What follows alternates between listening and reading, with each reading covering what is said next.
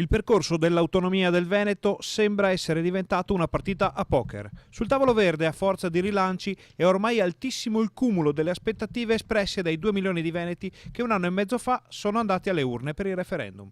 E ora, nel bel mezzo dell'ennesima frenata romana sul progetto, arriva il vedo di Luca Zaia. Carte sul tavolo e vediamo chi ha in mano i 4 assi e chi invece sta bluffando. Salvini si sta assolutamente dando da fare e lui rappresenta il partito che ha sostenuto, ha voluto l'autonomia, ha voluto il referendum. Abbiamo dei compagni di viaggio che sono il Movimento 5 Stelle che hanno anche loro sostenuto tutto questo processo, adesso io mi aspetto che si vada al vedo.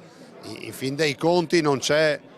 ci sono tante domande, tante perplessità, ma non c'è un progetto 5 Stelle per l'autonomia, per cui auspico che qualcuno prima o poi ci dica cosa vogliono firmare, cosa vorrebbero firmare. C'è anche chi suggerisce che tutto si sia incartato proprio a causa dei contenuti del progetto, ma il governatore rimanda al mittente le accuse. Ci dica qual è il progetto che hanno in testa, cioè, quando andavamo a scuola l'insegnante diceva hai sbagliato, ma sotto ti scriveva in rosso cosa era sbagliato. Io non ho visto nulla. Non c'è un'osservazione, il partito dei perplessi non espone un progetto alternativo. Hanno un progetto alternativo, lo facciano conoscere i veneti e capiremo di cosa stiamo parlando. E sui presunti tira e molla in Consiglio dei Ministri, la titolare del Dicastero per gli affari regionali e le autonomie è categorica. Nessun veto, si va avanti. L'autonomia è veramente una grandissima soluzione, è un'opportunità per il sistema Italia, per il rapporto fra le regioni e lo Stato. Il sistema italiano è un sistema già regionalistico, le regioni hanno delle grandissime potenzialità di tradizione, di cultura, di prodotti. Diamo l'opportunità ai presidenti di rispondere al territorio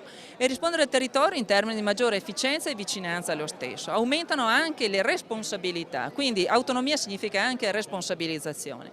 Noi siamo a disposizione, è da un anno, da appena mi sono insediata al Ministero, che abbiamo cominciato a fare subito incontri tecnici, abbiamo esaminato con i vari ministeri, abbiamo adesso da affrontare il tema politico. Il tema politico deve essere condiviso, non deve essere una questione di bandiera, l'autonomia ormai è nell'agenda non solo politica, è in un'agenda istituzionale, è ormai affrancato, non si può più parlare che sia soltanto una richiesta di parte o di un colore politico, di una bandiera, è una richiesta della gente, è una richiesta di buon senso ed è una richiesta veramente, a mio avviso, veramente dinamica e che guarda al futuro.